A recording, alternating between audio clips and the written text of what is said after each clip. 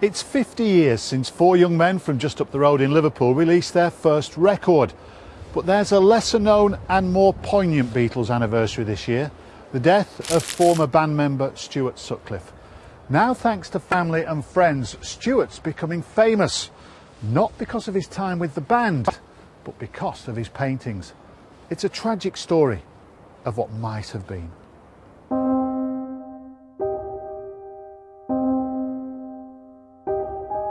These paintings are seldom seen. They form a unique legacy and offer a rare and tantalising glimpse into the world of what might have been. The work of an artist just beginning to realise his talent. Some now say that the young man who painted these abstract images could have gone on to become a household name, to rank alongside those of Picasso or Jackson Pollock. He was an innovator, not just in the Beatles style, but in his own field. You know, he basically painted his feelings, and you look at those sort of later works, he was on something, and the fact that he died at such an early age was a tragedy, really, because he could have gone on and achieved so much more. Stuart Sutcliffe was just 21 when he died. At the time, he was experimenting and pushing at the boundaries that constrain art. He was a young man who had everything to live for, until fate intervened. He's known to many as the fifth Beatle, the boy with the James Dean looks and a sense of style, who played bass guitar with the Beatles during their time in the seedy nightclubs in Hamburg.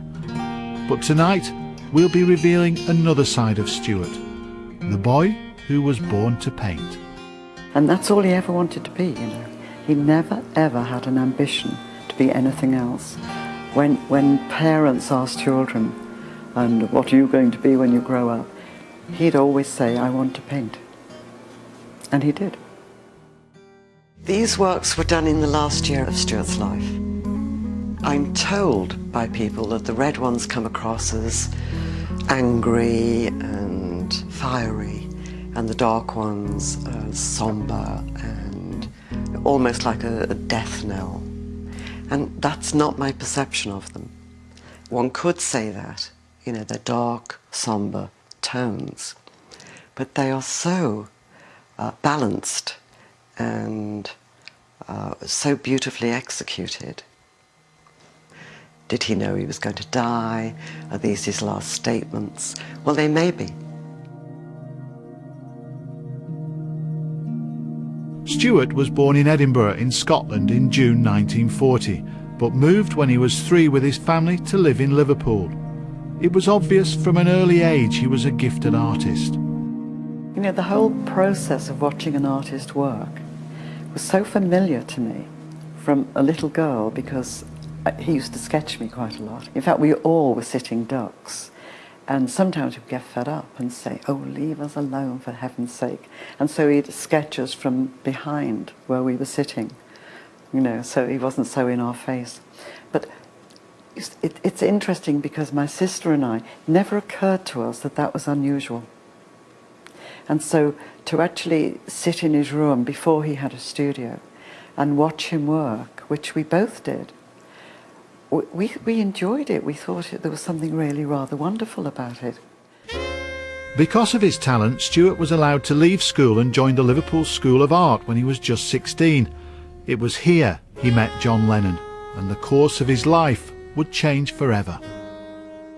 Stuart became the driving artistic influence on the Beatles, from the way they dressed to the way they appeared on stage.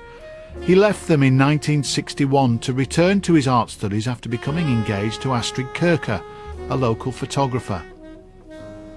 He died from a brain hemorrhage in Hamburg in April 1962, just months before the Beatles had their first hit with Love Me Do. John Lennon would never get over his death. Stuart's paintings are looked after by his sister Pauline at her home in the Hamptons near New York. She helps run the Stuart Sutcliffe estate. It was set up to preserve and promote the numerous works of art, letters, poems, drawings that he accomplished in such a short, tragic life. Pauline lives surrounded by her brother's work every day. Well, it's a great privilege to have such amazingly good artwork. I mean, I could not afford to buy this artwork. I mean, it's such a privilege. I think it's right that people are catching on to Stuart now when there was a period where he was sort of overlooked. People that appreciate art can understand what's going on in those paintings and how much validity he had as an artist. So the fact that there's a resurgence of interest in his work and the value of his works is fantastic. Christian Furr is one of Britain's most respected artists. He's put together a unique exhibition, Liverpool Love, featuring this painting by Stuart Sutcliffe. It's at the Museum of Liverpool. I think when you're an artist, you're constantly experimenting and you're constantly trying different things out. And you can see that to a certain extent in Stuart's work. And who knows what he might have achieved, like 5 or 10 years down the line. You know, this was just one period in his life. And I think the way that his mind worked and how innovative he was meant that he could have gone on to completely surprise us with something else as well later on in his career, which is why it's a tragedy that he died so early, really.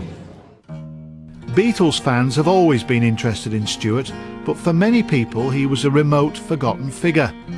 But a new book, In Conversation with Stuart Sutcliffe, His Life, Work and Relevance, released to coincide with the 50th anniversary of his death, features much of his artwork that's never been seen before. And he now has his own website. It's been the catalyst for creating huge global interest. A new generation brought up on the internet is learning all about Stuart Sutcliffe the artist.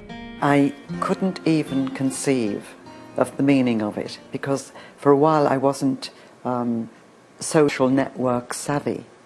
And so it's only when people say, do you realise there's 3.5 million hits today on Yahoo or Google about Stuart? And I'd say, you must be out of your mind. She'd no, come have a look. And then, of course, when the Facebook page for Stuart was set up to commemorate his death on the 10th of April this year, and we now have 259,000 likes, and someone said to me, well, go and Google so-and-so, and that will give you perspective. And we Googled somebody else who's well known, and they had 2,000. I thought, wow, now I get it.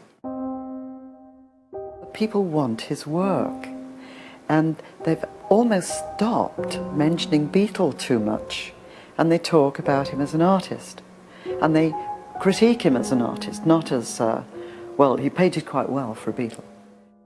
It's become a very small world, and he's a very big part in it now. It's marvellous.